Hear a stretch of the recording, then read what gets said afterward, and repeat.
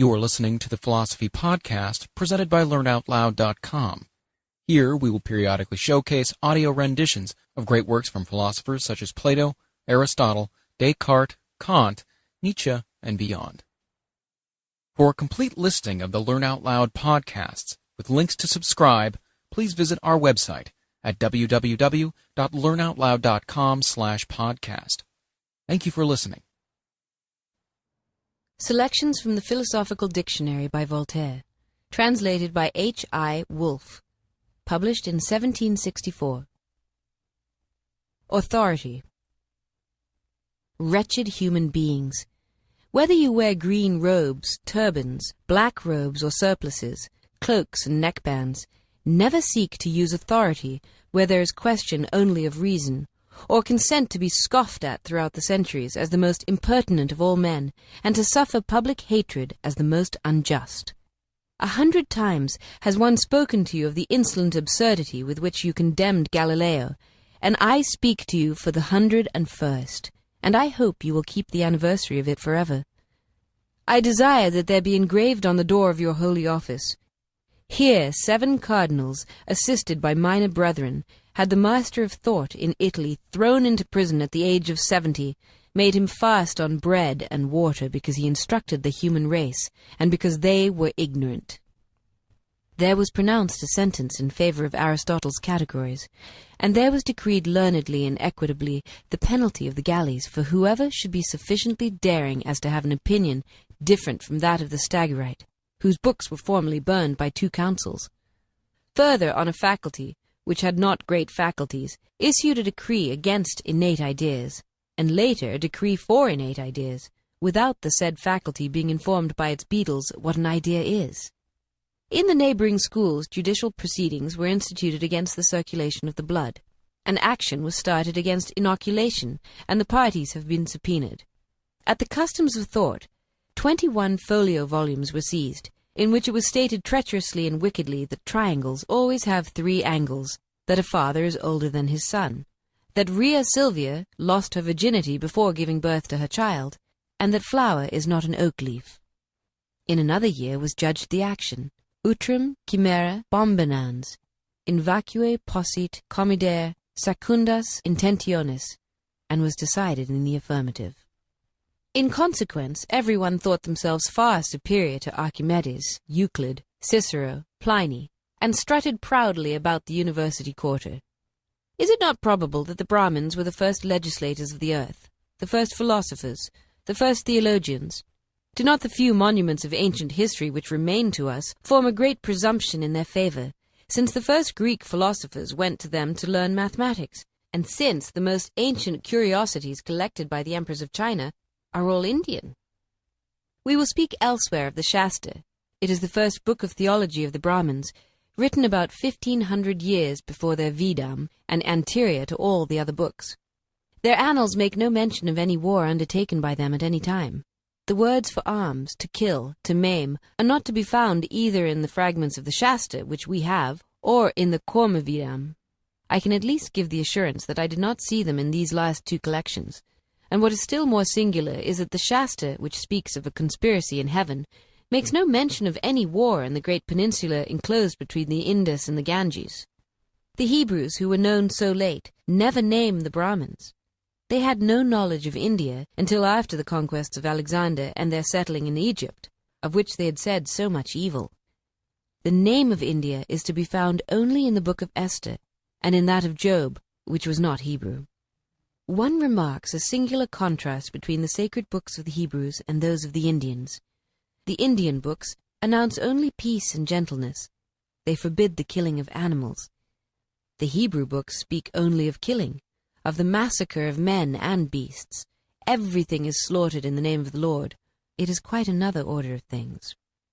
It is incontestably from the Brahmins that we hold the idea of the fall of the celestial beings in revolt against the sovereign of nature, and it is from there, probably, that the Greeks drew the fable of the Titans. It is there also that the Jews at last took the idea of the revolt of Lucifer in the 1st century of our era. How could these Indians suppose a revolt in heaven without having seen one on earth? Such a jump from human nature to divine nature is barely conceivable. Usually one goes from known to unknown. One does not imagine a war of giants until one has seen some men more robust than the others tyrannize over their fellows. The first Brahmins must either have experienced violent discords, or at least have seen them in heaven. It is a very astonishing phenomenon for a society of men who have never made war to have invented a species of war made in the imaginary spaces, or in a globe distant from ours, or in what is called the firmament, the empyrean. But it must be carefully observed that in this revolt of celestial beings against their sovereign, no blows were struck, no celestial blood flowed, no mountains hurled at the head, no angels cut in two, as in Milton's sublime and grotesque poem. According to the Shastra, it is only a formal disobedience to the orders of the Most High, a cabal which God punishes by relegating the rebellious angels to a vast place of shadows called Ondera, during the period of an entire mononthor. A mononthor is 426 millions of our years, but God deigned to pardon the guilty after 5,000 years, and their Ondera was only a purgatory. He made murd of them, men, and placed them in our globe on condition that they should not eat animals, and that they should not copulate with the males of their new species, under pain of returning to Ondera. Those are the principal articles of the Brahmin's faith, which have lasted without interruption from immemorial times right to our day. It seems strange to us that among them it should be as grave a sin to eat a chicken as to commit sodomy.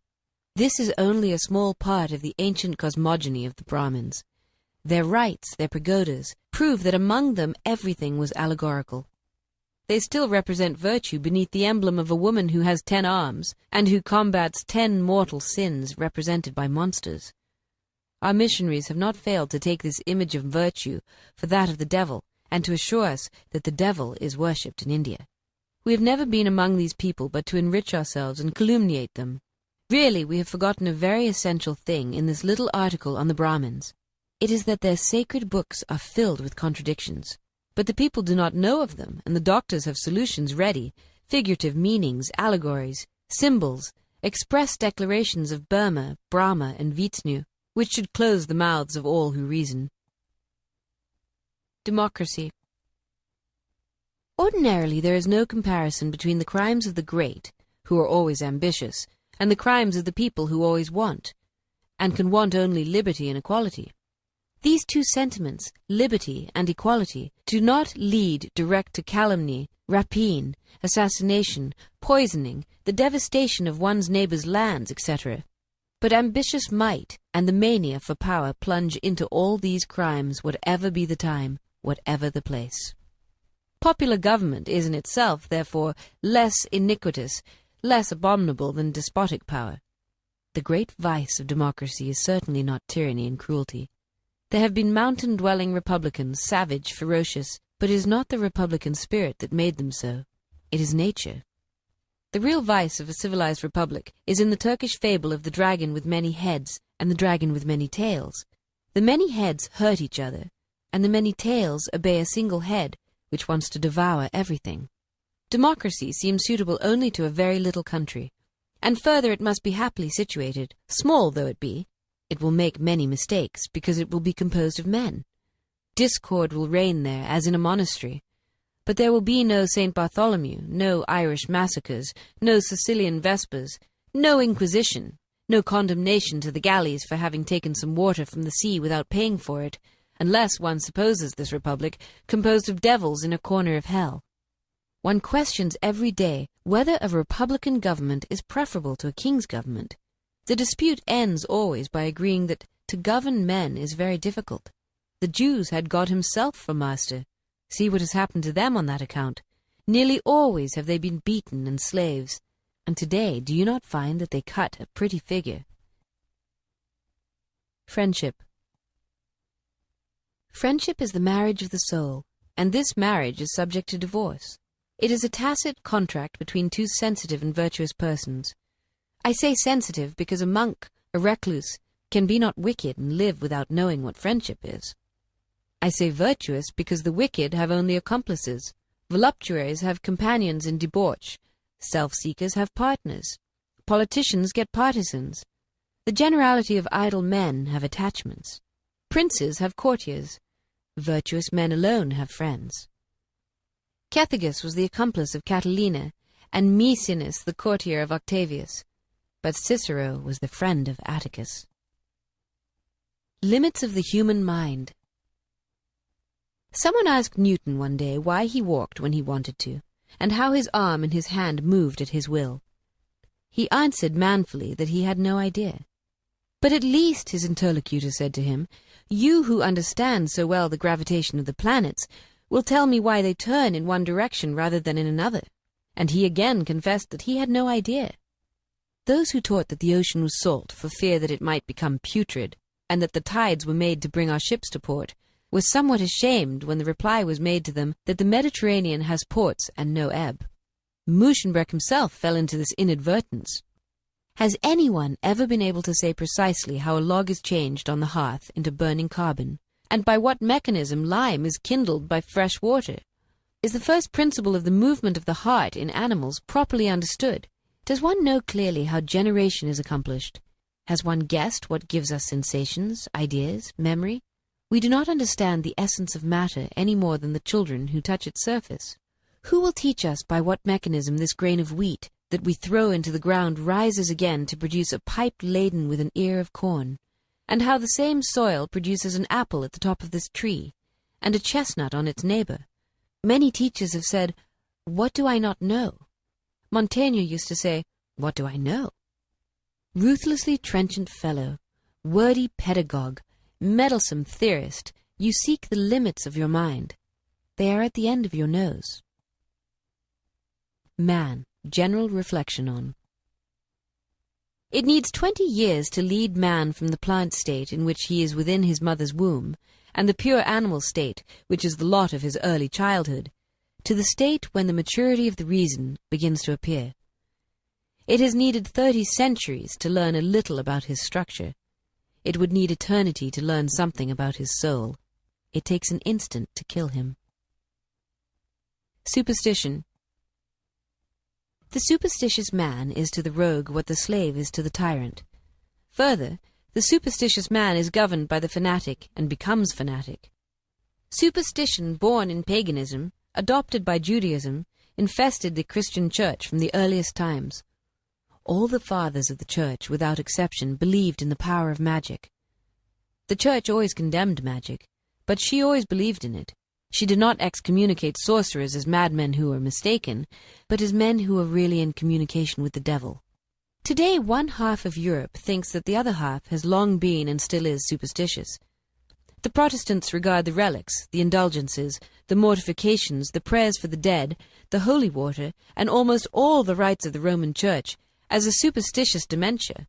Superstition, according to them, consists in taking useless practices for necessary practices.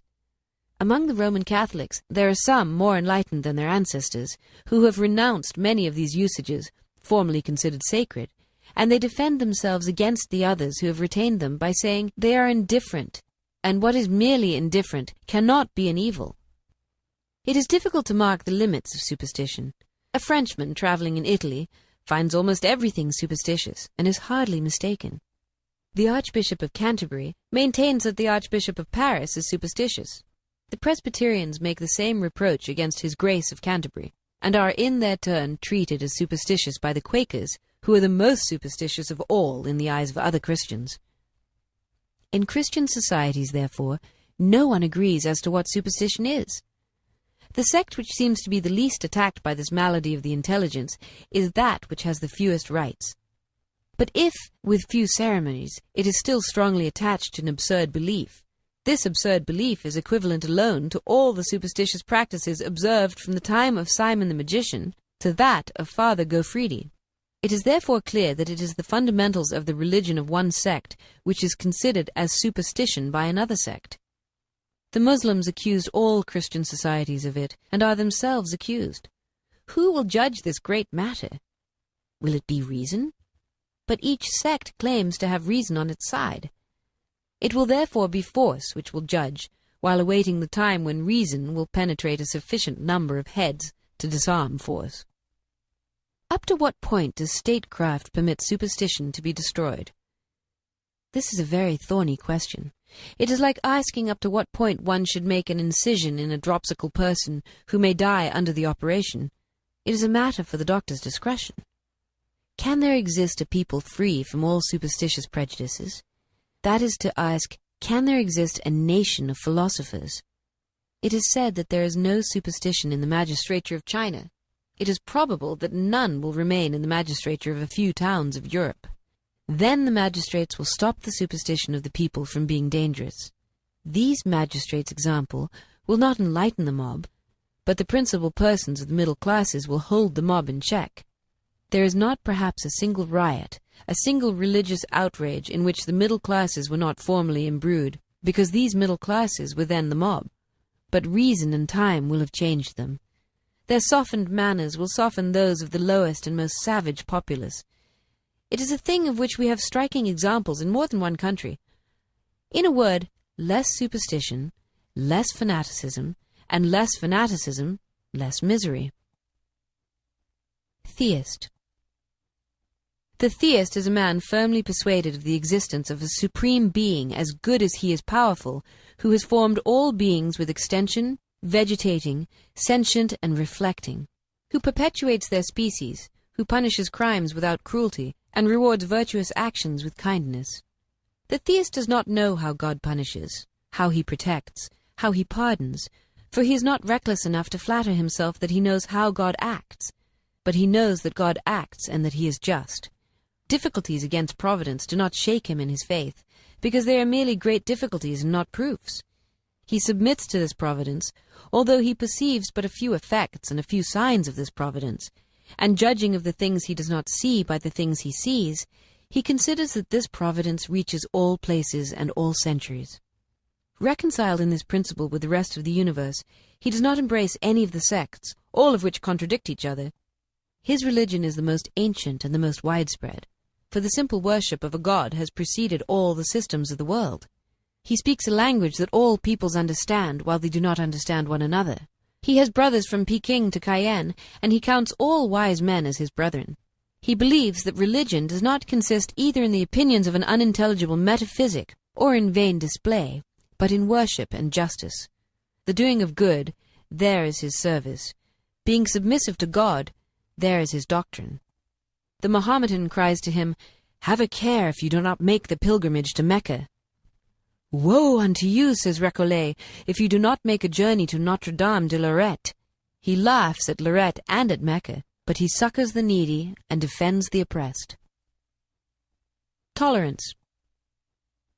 What is tolerance? It is the consequence of humanity. We are all formed of frailty and error. Let us pardon reciprocally each other's folly. That is the first law of nature. It is clear that the individual who persecutes a man, his brother, because he is not of the same opinion, is a monster. That admits of no difficulty. But the government, but the magistrates, but the princes, how do they treat those who have another worship than theirs? If they are powerful strangers, it is certain that a prince will make an alliance with them. Francois I, very Christian, will unite with Mussulmans against Charles V, very Catholic. Francois I will give money to the Lutherans of Germany to support them in their revolt against the emperor, but in accordance with custom, he will start by having Lutherans burned at home. For political reasons, he pays them in Saxony. For political reasons, he burns them in Paris. But what will happen? Persecutions make proselytes? Soon France will be full of new Protestants. At first they will let themselves be hanged. Later they in their turn will hang. There will be civil wars. Then will come the St. Bartholomew, and this corner of the world will be worse than all the ancients and moderns have ever told of hell. Madmen who have never been able to give worship to the God who made you, miscreants whom the example of the Noashids, the learned Chinese, the Parsees, and all the sages has never been able to lead, monsters who need superstitions as crows' gizzards need carrion. You have been told it already, and there is nothing else to tell you. If you have 2 religions in your countries, they will cut each other's throat. If you have 30 religions, they will dwell in peace. Look at the great Turk. He governs Gubre, Banians, Greek Christians, Nestorians, Romans. The first who tried to stir up tumult would be impaled, and everyone is tranquil. Of all religions, the Christian is without doubt the one who should inspire tolerance most. although up to now the Christians have been the most intolerant of all men. The Christian church was divided in its cradle, and was divided even in the persecutions which under the first emperors it sometimes endured. Often the martyr was regarded as an apostate by his brethren, and the Carpocratian Christian expired beneath the sword of the Roman executioners, excommunicated by the Ebionite Christian, the which Ebionite was anathema to the Sabellian. This horrible discord, which has lasted for so many centuries, is a very striking lesson that we should pardon each other's errors. Discord is the great ill of mankind, and tolerance is the only remedy for it. There is nobody who is not in agreement with this truth, whether he meditates soberly in his study, or peaceably examines the truth with his friends. Why then do the same men who admit in private indulgence, kindness, justice, rise in public with so much fury against these virtues? Why?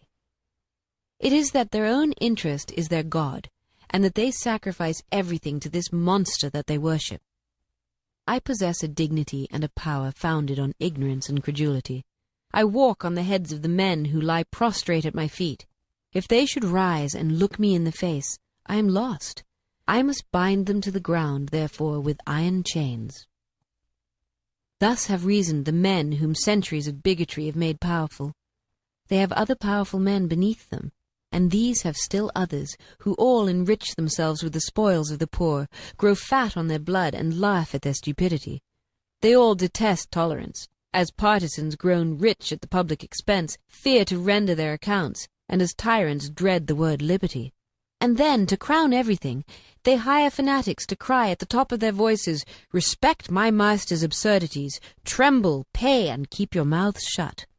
It is thus that a great part of the world long was treated. But today, when so many sects make a balance of power, what course to take with them?